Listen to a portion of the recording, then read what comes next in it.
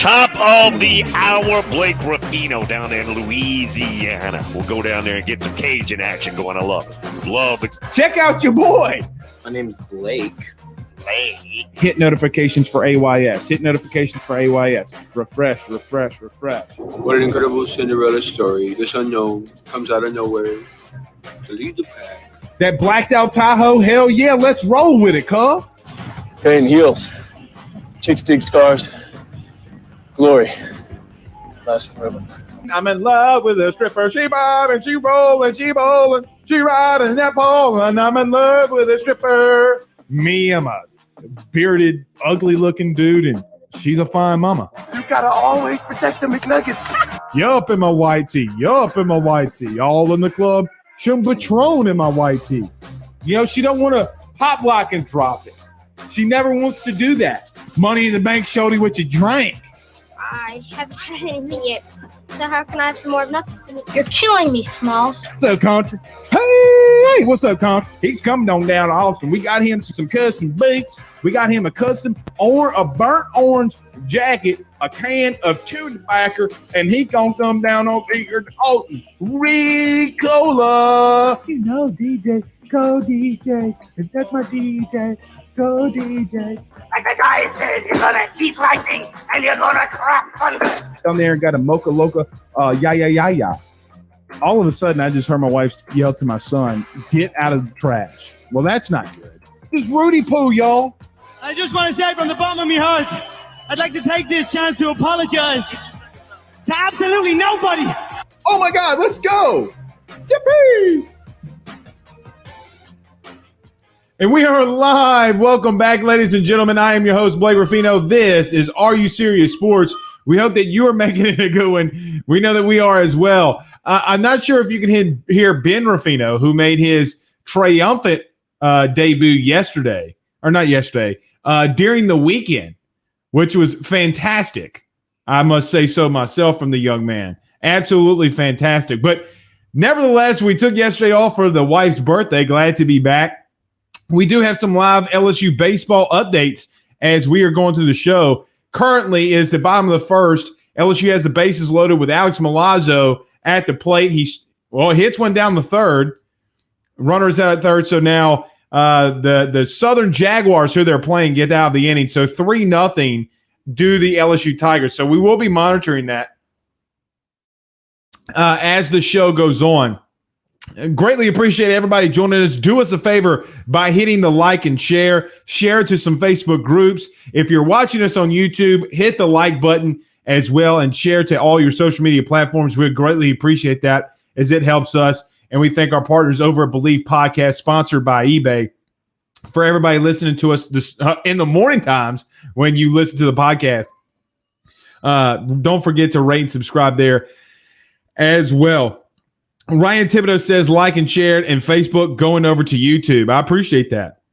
Mark says, what's up, Blake? And Nick Guidry says, Gorilla Ball, son. Yeah, LSU pulled off a sneaky one today around 2 o'clock. I love that it was baseball during the day. It was really fun, but I didn't like it was close. I was hoping it would be another blowout, but LSU did have another one. Ryan Leaf, the former number 2 overall pick, Ryan Leaf, was supposed to be joining us today. Some emergency came up, so he's going to have to reschedule, and he's going to be coming on with us next Monday. So we will be having Zac Person. Zac Person will be joining us around 7:15, so around 11 minutes. We will get live reactions with Blake and a former LSU pitcher, Zac Person, as the game's going on. We'll talk in between some stuff. That's going to be really, really fun to talk with him while the live game's going on. Also, we do have the Title IX stuff that's going on with LSU. I told you Monday literally on Monday's show, go back and listen to it. I told you Monday that the investigation would be underway. We would know something by this week. And LSU is advising that we will know something by Friday as the board will meet for the Title IX allegations and investigation.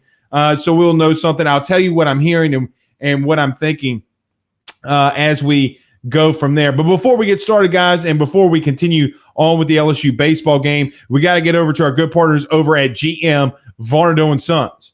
GM Varnado & Sons has faithfully been serving your Denham Springs and Baton Rouge area for over 62 years. With their highly trained technicians, there's absolutely nothing that they can't do. RV repair, big rig overhauls, motorhome chassis, truck repair, routine maintenance, tire rotations, tire sales. No job is too big or too small over at GM. Give them a call today at 225-664-9992. That's 225-664-9992. And tell them Blake Ruffino at AYS sent you on by. And for the number one real estate firm in the North Shore, go to team.kw.com. That's team.kw.com. Tell them Blake Ruffino over at AYS sent you by to meet with one of their great real estate agents. If you're looking for your new home or wanting to sell your home today, they can do it in top form and top class. That again, go to team.kw.com and tell them your boy sent you on by. Okay, so Will Helmers, who got the start at third base for LSU, has really found his role pitching as he's still dealing on the mound. So why Paul Maneri put that guy on the mound, I have no idea whatsoever. Blake Schilling says, hashtag ask Blake AYS hat for the football season, question mark. What you talking about? Oh, are we going to do a hat? We can. Man, I'm going to be honest. It's tough for me to do the merch sales when it's not a full-time gig. You know what I'm saying? So it's really tough. Do we have some breaking news here with Jameis Winston? It looks like we might have a little breaking news here. Hold on. Let's see. Jameis Winston during the live LSU game.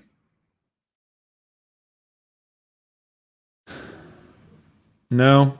I thought we had some breaking news that Jameis Winston was staying in New Orleans, but it doesn't look to be so. Okay. Nevertheless, one out, top of the second for LSU baseball. Fire off your questions as we'll do the hashtag Ask Blake in the comments. I'll tell you what I'm hearing in reference to this Title IX investigation. Guys, it's looking like it's going to be okay from LSU. Some people might get popped in compliance. LSU has, for a long time, had issues in the compliance department. But as far as I can tell and from what I've been told, LSU is going to be okay from a university standpoint and a football standpoint with the Title IX investigation. Now, how this all is going to matriculate and how LSU is going to do this, the findings will show that LSU football didn't really have were there some things that, maybe some drug charges here and there, maybe some loud noise complaints, sure. But outside of that, LSU is not going to get hit with anything very serious from this Title IX investigation. So take that what you will. And again, that goes along the lines of what we were talking about Monday that I've been hearing, and I would feel that it might be the same. Now, LSU could be putting out one thing in the investigation and the NCAA come down with something completely different, but that's what LSU's saying. And they feel very confident that they will be okay when it comes down to the Title IX investigation. Will Helmers, LSU baseball. I'm watching it while we're live until we get Zac Person in here. But, this kid's dealing. Wheeling and dealing. Yeah, it is Gorilla Ball. Let's see. Ryan Thibodeau says Blake on the big tube. I appreciate that. David says, what does Miles trying to suppress his involvement in the Title IX mean? Well, give him up again. You guys know that watch this and are listening to it on the podcast. I'm not going to hold anything back. Put him as a scapegoat. What is Les Miles? If there was an issue with compliance, the head coach at the time has to be liable with all this. And which was surprising to me. And I told you guys this literally 100 episodes ago, that I had no idea why in the Rudy Poo hell his name is not being mentioned. Oh, Ed Orgeron this, Ed Orgeron that. Well, I don't know. Damn, Will Helmers, strike three. So LSU is leading 3-0, bottom of the second inning. Will Helmers is dealing with another strikeout. Brandon says, why doesn't LSU baseball throw the ball around the horn after a strikeout? I was wondering that, and maybe something we need to ask that needs to be asked to Paul Maneri. I'm sure, I've seen other teams do it, but I would assume it has something to do with COVID. Maybe he talked about that, but no, they haven't. That's an interesting question. I don't know how you guys feel about that. But for me, I know it's like a baseball thing and it's traditional, go around the horn.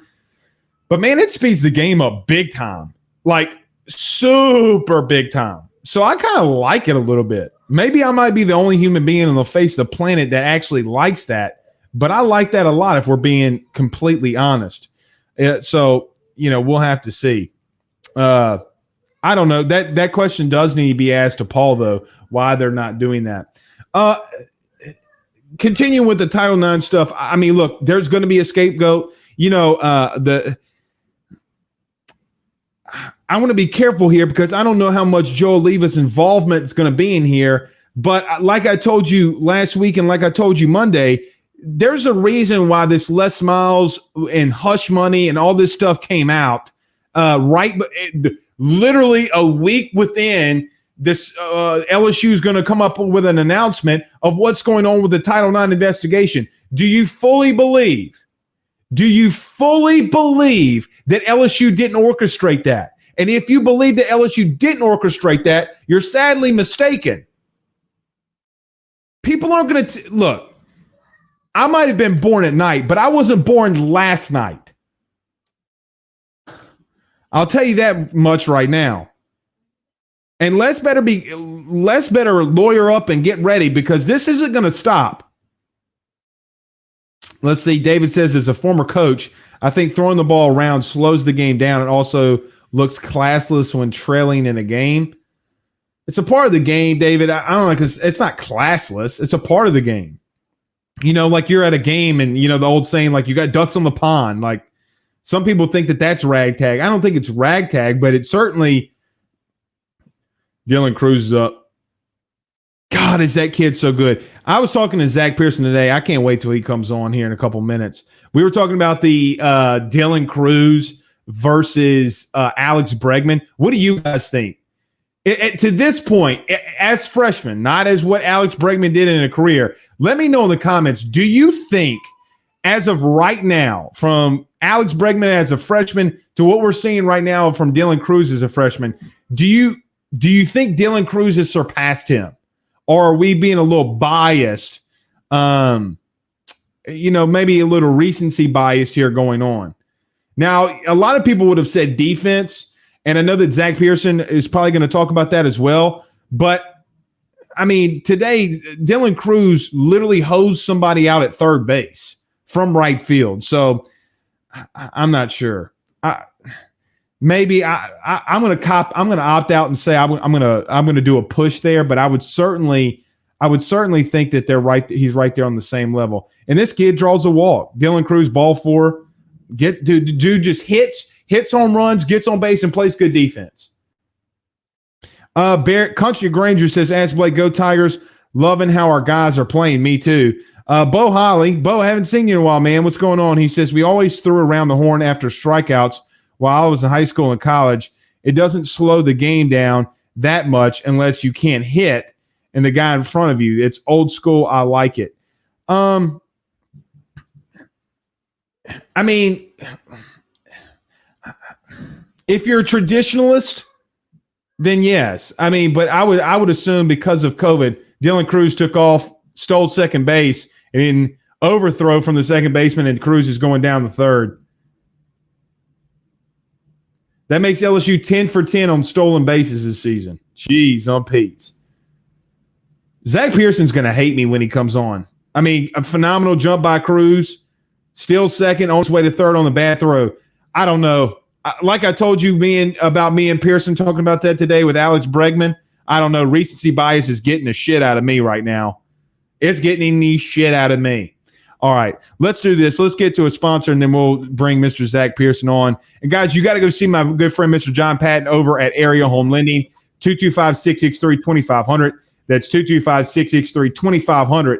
And tell him Blake Ruffino at AYS sent you by. Go to areahomelending.com. That's areahomelending.com. If you tell him that I sent you by, he will send his team out for a free appraisal. That's 225-663-2500. You know who sent you. All right, Mr. Zac Person. Zac, what's happening, baby? Oh, not much. What's going on, my man? Is that a Netflix symbol and it says chill in the middle of it? Yeah, it's one of my favorites. I like it. It's one of those, it's like one of those hats you see on Facebook or somewhere, like you're just scrolling down. It's like, buy this innovative hat. and you can have one today. I feel like it's one of those hats. Is that how they got you? I think that's actually how I saw it. I think it was a like a random advertisement, and I was like, I gotta have that hat. Dude, they get me all the time. Saw something today. It was like LSU overalls, and I'm like $50. Hell yeah, I'm gonna buy me some LSU overalls, and so they get me with that all the time. Very quickly, Zach, before we get to you, Trey Morgan grounds out, so we got one out, runner on third in the bottom of the second inning.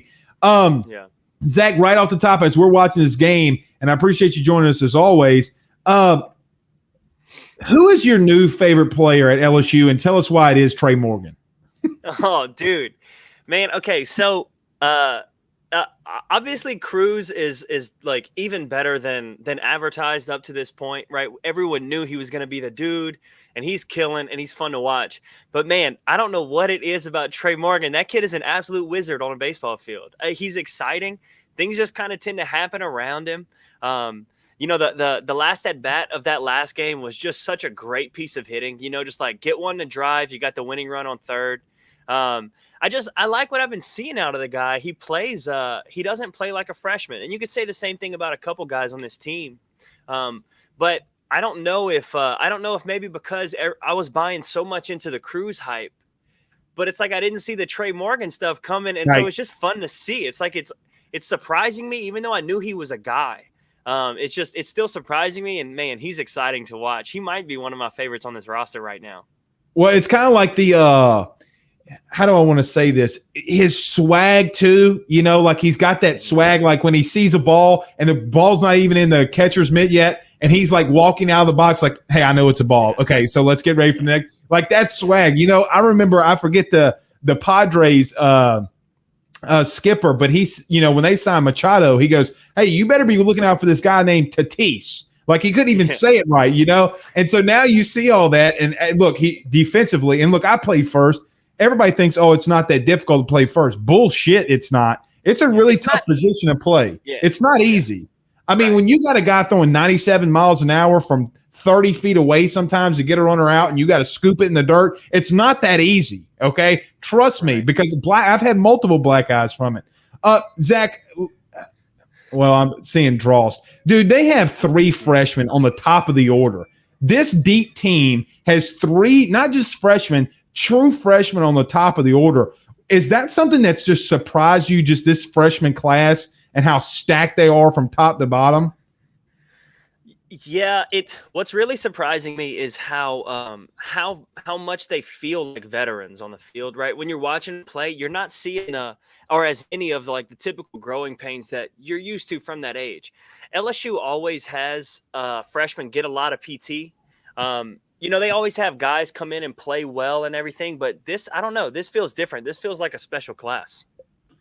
It does feel like a special class, and it does feel like LSU has something different here, right? Like they have something that's just not normal, because normally teams struggle out of the box. They struggle out of the gate, and LSU's no different.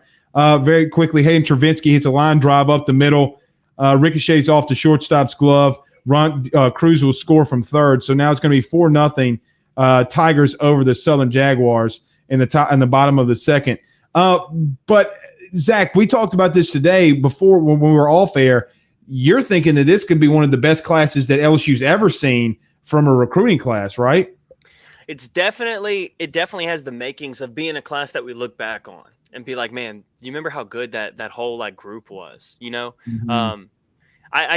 I think it's definitely up there. I think talent-wise, the top end of this talent is it kind of amazes me whenever you see certain guys do certain things, and then it dawns on you there's still 2 more seasons of having this kid here. It's just kind of crazy. Well, hold on right quick. Hold on. You said that Dylan Cruz might be the first junior to opt out in baseball, even though you got rep. So let's be careful. We never know what's going to happen here, Zach. Don't attribute that to me as if I'm predicting it. I made a joke.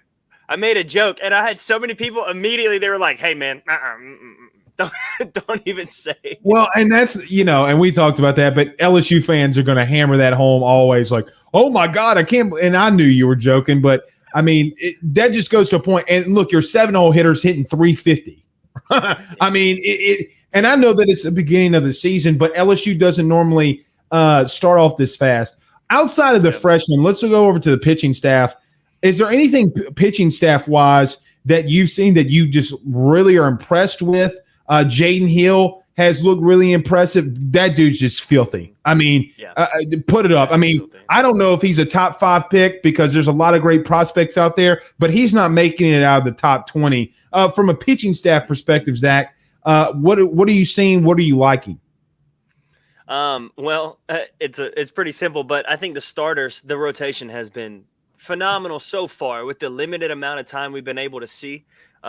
Obviously, having your starters on pitch counts at the beginning of the year is going to add strain to your bullpen. So you want to see guys come in, bullpen guys at the beginning of the year and handle their business, of course. But when you add the fact that they're probably doing their hard workouts because it's still the beginning of the year, you add that, you add your strenuous throwing programs, you add the fact that you're carrying more innings out of the pen because your starters are limited, all this stuff. If you start to see a couple bad games here and there at the beginning of the year from a bullpen guy, a lot of people want to jump to the conclusion that, like he's not prepared or he's not ready or just straight up not good enough. I don't buy into that at all. As the weather heats up, these guys are going to be locked and loaded. I think the bullpen has looked good. I think the starters have been great. And I think you give this a little bit of time for everything to get ready for SEC play, and this is going to be a dangerous team. I really do. Dugas hits a single right back up the middle. Runner from second, Travinsky will score, make it 5-0. The Tigers. Zach, that was the next question I was going to ask you. Fontenot has blown his last 2 saves. He blew one today, and then during the weekend. I'm not worried about it, okay? I mean, it's something to monitor, okay? I mean, when something like that happens, you monitor it. But you're like me. You're not freaking out about Font Nasty, as they call him on the streets. You're not worried that he blew those last 2 saves, are you? Not yet, because I don't see it. So I don't see it. Hold on one second. All right, never mind. I thought it was a bomb. My bad. Go ahead. My bad. I thought we had another bomb, and we were going to tee off on the bomb because everybody said LSU didn't have power. That's my fault. I really interrupted you. Keep going. 2 things. One, that ball absolutely has to be caught. And Right. 2, this pitcher is definitely like kind of spinning his wheels right now. You can see he's like throwing a lot of breaking balls that he doesn't look to be too comfortable with. This might be a very long baseball game. So what was I saying before? Oh, about Fontenot. So I haven't about Fontenot, and I was rudely trying to interrupt you. I thought we had our big moment there with the baseball power. So yeah, are you worried about Fontenot blowing the last 2 saves? I'm not, because I don't see a dip in his stuff. Like he still looks like he's throwing fine. I just think it's just one of those products of just odd baseball. But no, I don't see. It's not like he's coming out here and he's lost 5 miles an hour out of an injury or something. Like he's still throwing well. He's doing okay. He's a guy who we've already seen him succeed on big stages against good teams. So he obviously has it. I mean, let the kid work through it. He's going to be fine. And he's literally missing inches off the plate. I mean, it's not like egregious. It's maybe a little something mechanical, but I don't see anything mechanical that's just absolutely ridiculous. But I'm with you. I think he'll be fine. He's going to be fine. Look, the power. Okay, I thought we had it there. We didn't. I thought we had the bomb. You're right. The ball needed to be caught there. People were freaking out, a couple of weekends ago when we were talking. LSU has 17 home runs early in the season. It's not even March. It's not even the end of March yet. Explain it to me. I mean, fans freak out. Fans just lose their mind from a player. And that's why I asked you, Zach, all off season, how much do you hear that? And they weren't even out of game 1 yet when that started to happen. I mean, how much do you think that those guys heard that, or it really at all? I doubt it. I bet. So I would just think that they probably just had a really good, just off-season approach. They probably hammered it out, and they just have a bunch of dudes in the lineup. I mean, they have guys who, while being athletic and being able to play their positions, they can also swing it really well. And I think that's one of the things Maneri was so excited about before this season, when he kept talking about how good the team was. I think it's rare that your best defenders also kind of fall into your best offensive guys, and I think this is a set of guys that kind of fit that mold. And so I think that's just kind of what we're seeing. We're seeing guys who can they're on the field for both offensive and defensive side of the baseball, and so far they look like a really good team. What I like to see, so this comment says the most home runs since the 09 team at this point. That's incredible.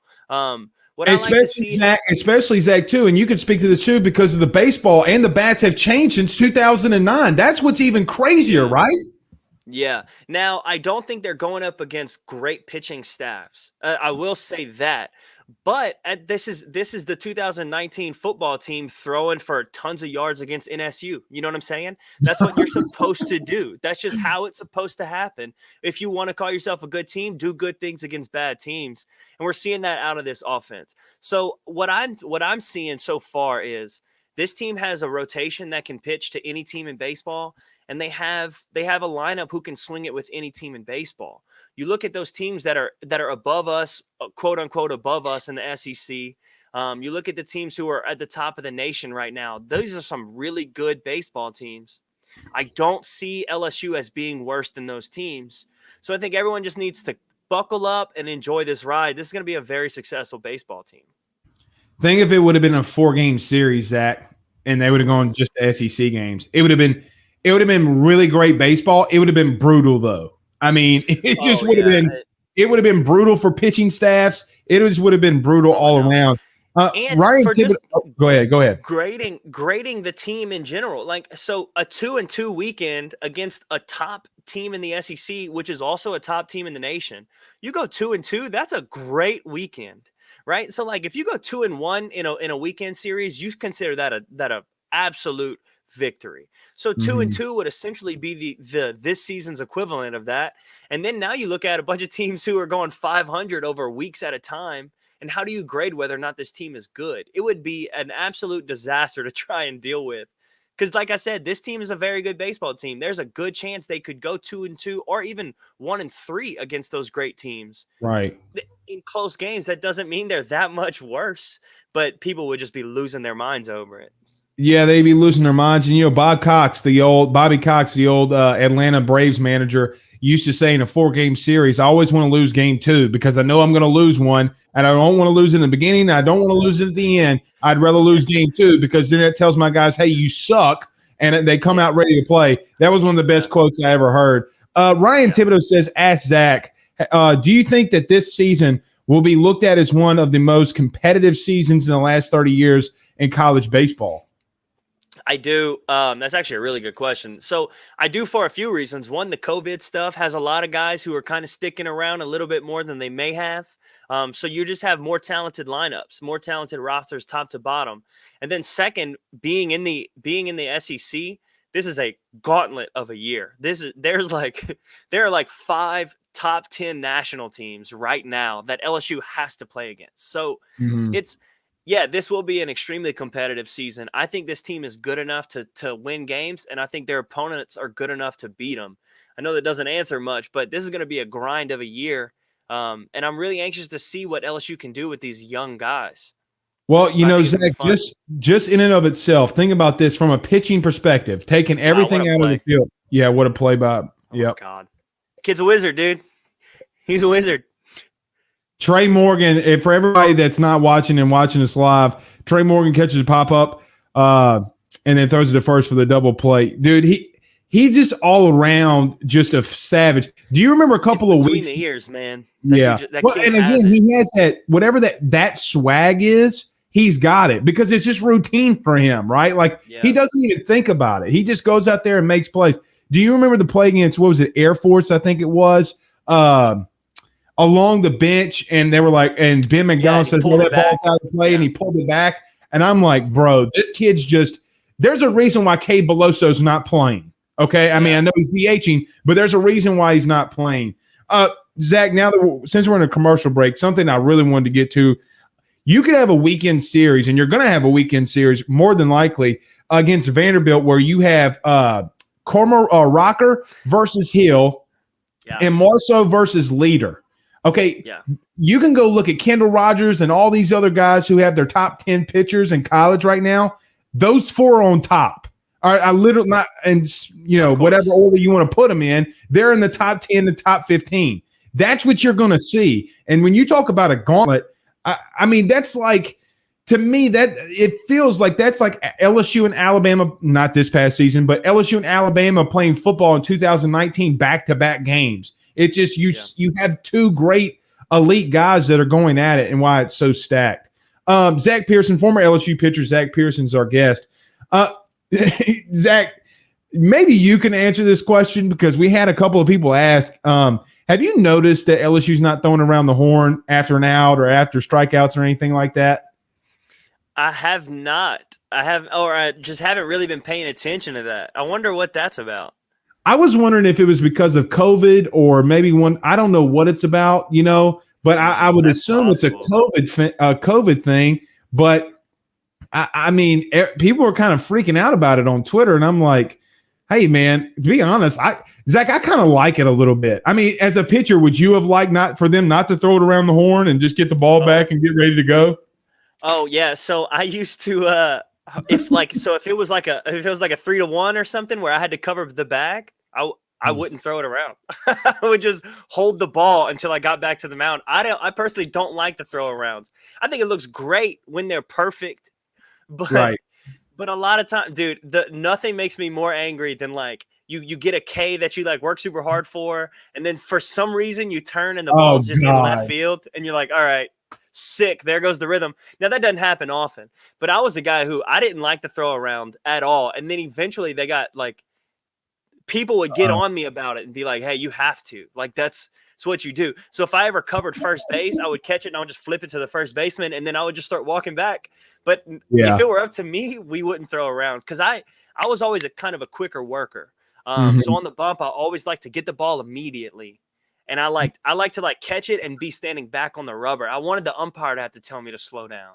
I'm not going to expose the player, but one of your coaches, and obviously he's not coaching tonight. Maybe he is, but we're not actively watching him.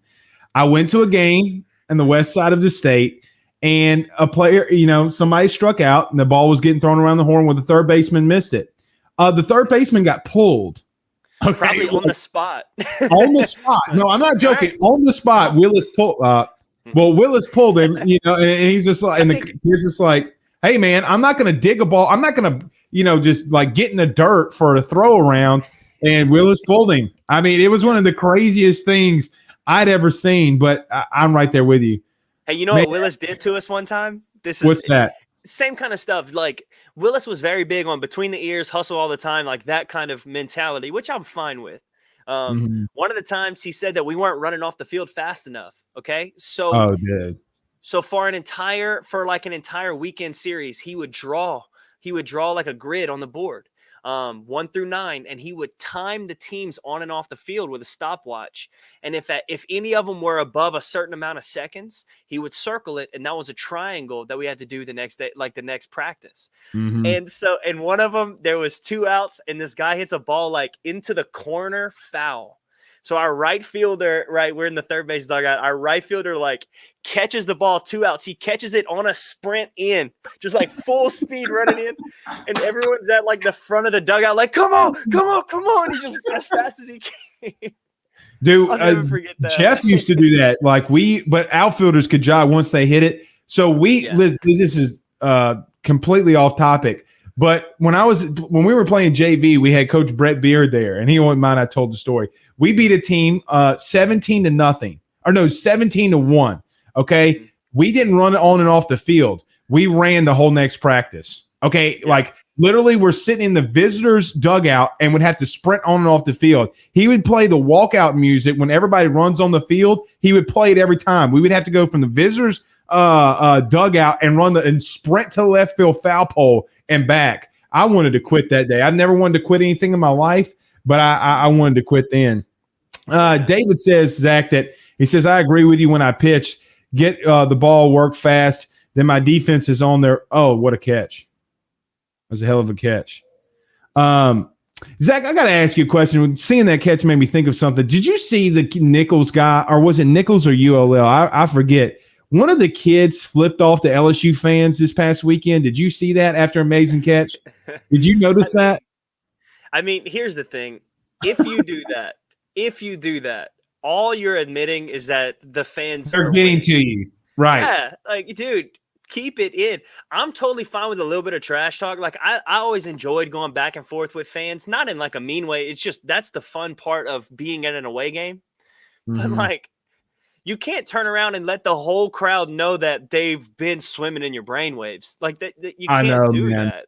I know. I don't Well, and the question I was going to ask you is you, and you don't have to say this if you don't want to, but you ever been in a situation where you purposely threw at a guy like during a game, like something happened? Because, there have been coaches that I've played for that would want you to earhole a guy if he did something like that. Now, not for flipping a fan off, but has there ever been a situation like that dirty where you've been in that situation? If you don't mind telling, sharing.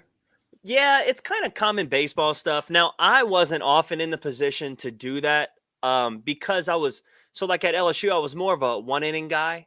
So it's pretty Mhm. rare that that it would fall where my inning was. Like it's not like I was Mhm. a guy who was out there for 5 innings of the game. Then any situation, the odds are it's going to be on you. Another reason is I didn't throw very hard. So if if someone was gonna try to dot a guy, they probably weren't asking me to do it. So, but yeah, there are times where there are times that you throw at people or at least brush people and just kind of let them Mhm. know. I did that in the minor leagues one time. There's this kid, he was the real deal, but he was like 19 and he would do this thing where when you're in the windup, he was a lefty and he would step up, like toward the plate and up in the box during your windup. And I hated it so much. So and he did it like a bunch of times to all the guys before. It was like a weird intimidation tactic or whatever. So the first one, I just threw it directly in front of his nose, and he like dropped back, and then he never did it again. Any other pitch, I was like, "You're not doing that to me. Like, get comfortable because you're gonna stay where you are." But I threw it straight at his head, and I knew that he was moving, so like I knew he'd be able to get out of the Mhm. way. But it's probably about a foot in front of his face, maybe. And he kind of backed him up, and then he stayed where he was after that. And then I just stayed down and away. I was like, all Dude, right, I got this. could you imagine like a Noah Syndergaard purposely throwing at you? Like Well, I no. couldn't. I would be scared to death. Zach, we're sitting here watching Will Helmers. Okay, he started as a ground balls hit the second routine play to Trey Morgan. Will Helmers started third base to start the season. I mean, Zach just literally just was not good. I hate to say it for the kid, but just unorthodox swing, unorthodox fielding. Then he goes to the mound and quite honestly has been damn near lights out. I mean, he's lights out again tonight. I mean, this has got to be one of the crazier things I've seen, at least at LSU, from a guy that was another great play from Thompson. Another pick. Look at Trey Morgan. That kid's a wizard. Dude, that's what I'm saying. Zach, that's what I'm saying. We were talking about earlier. At first is not easy. No, because this ball gets up on him. You see it kind of handcuffs him here, and he just smothers it. I always liked guys who were like they would kind of pimp plays on defense. I find that to be so pretty in baseball. Like I'm okay with guys pimping homers, but like pimping takes and stuff, that it doesn't really do much for me. Defensively, though, when a guy like pimps a catch or pimps a throw or whatever, Bregman was so great at that. Like that spin throw, and then he would just jog it off into the outfield. It looks so good. And him, Trey Morgan doing the play where he like does the shuffle step on the really hard throw from Hill, flips the ball behind him on his way to the dugout. I was like, man, give me that every single day, dude. I like watching this kid play. So you told me this story today, or not a story, but you told me this today about how Alex Bregman used to take all these hits from up the middle, and then you were talking about the spinning throws that he would do. How, like as a pitcher, take us there. How would that make you feel when you're like, oh, the ball's up the middle, it's hit too hard, it's going to be a single, and then all of a sudden this just flash of gold comes in front of your face, and he's doing that. I mean, that's got to feel like next level, right? Like that's not just normal. No, it's not. And it's a total battery recharge. Like it doesn't matter how many pitches you are into the inning or whatever. That guy took a base runner off of the base. You're reset now. And I was super lucky. So it's funny. I always talk about this. One of my hardest transitions into the minor leagues, and I didn't do a good job of it, was my defense in the minors was way worse than my defense at LSU. Like, not even close. I'm telling you, that LSU team would have beat our minor league team. There's no question about it. Because we had Stevenson, Laird, Fraley, Bregman. You know, like we had dudes like there were no hits. It was either a home run, a foul ball, or that was it. Like there were no base hits in the field. Right. And so it was crazy. Stevenson pulling balls out of gaps, you know, like Laird tracking balls in places no one should be at. Bregman taking grounders away from the other side of second base. It gives you so much confidence because why would you ever pitch around a guy? You know, you're like, okay, you're just going to hit it to a glove somewhere. But yeah, those guys are ridiculous. Here comes your favorite player of all time outside of Alex Bregman, Trey Morgan, up to plate 1-1 count, nobody on, bottom of the fourth. Oh my God, did he just hit it? That's gone, Zach. That's gone. See ya. Give me 10 of this kid, dude. I mean, and he knew it. Give me 10 of this kid, dude. Jeez, Pete. So much for people saying the kid doesn't have power now, Zach. I mean, with all due respect, gee whiz. Put on the board. What's that, 18? What are we up to now? Hey, what did you say that you what was the tweet that you said? You said that LSU would have 30 home runs by the end of March. What were you refresh my memory, or they would get close? I think it was something like that because somebody was messing with you about this team might not cross 30. And I was like, they might have 30 by the end of this month. I know. And that's dude. And what's crazy is that kid right there is not a power hitter. You know what I thought about when he was spraying the ball all over the field last weekend? I hope that he doesn't do like the Willie Mays Hayes and goes into the offseason and gains some weight. And it's like, Willie Mays Hayes here, here to drop bombs. I hope that doesn't happen. But that was a bomb, man. Yeah, that was a bomb. All right, you know what? Turn and burn, drop the bat behind you. Good lefty pimp job there. I'm all for that one. And look, I'm in love with. I know he's got 2 strikeouts tonight, but I'm in love with this kid, Drost. I think his swing is just really good, absolutely fantastic. So yeah, I mean, you have some guys in the lineup, and I don't know how. I mean, his average is still pretty high, but even if he is a high strikeout guy, sometimes you have guys in the lineup that's their role. You know, like, yeah, I'm gonna miss a few, but when I run into them, good luck. There's nothing wrong with having a few bruisers in there. Not everyone has to hit for. Well, it's like I forget. But his average is like 470. So right. Who's the manager for the Dodgers? Why is it Dave Roberts?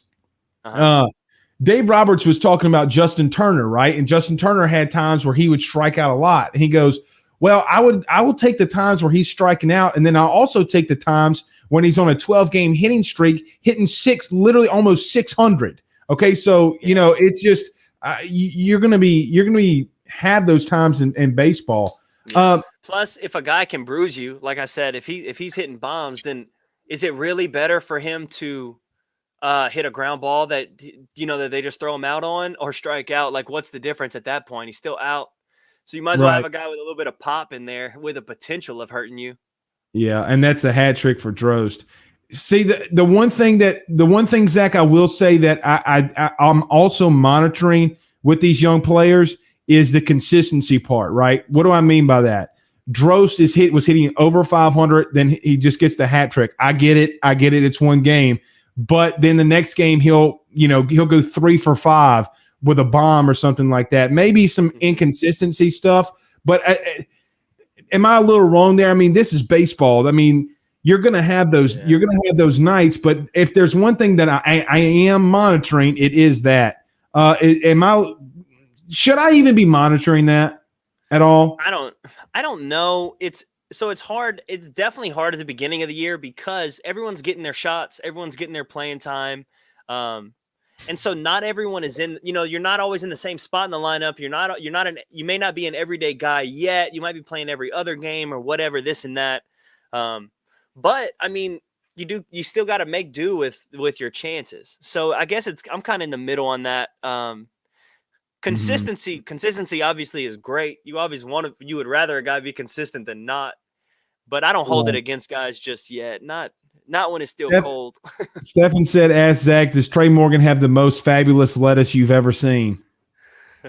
Stefan. Yeah, I mean it's incredible. I like the blonde. I don't know I don't know when he dyed it, but I'm digging the blonde here. Yeah, you know what I'm a when I sucker saw for it, good hair though. well, when I saw it the first time, I was like, oh my God, we got Odell Beckham playing baseball. That's literally my first thought, Zach. Well, you know what? okay with Since we do have the game, we're going to cut it short. We have been at it for about 45 minutes. Zach, stay around with us. But guys, my name is Blake Ruffino. This is Are You Serious Sports. We'll let you get back to the game, but we want to come on tonight and do a little live reaction during the game. So we will see you guys again tomorrow night. Y'all have a good night. Peace out, guys.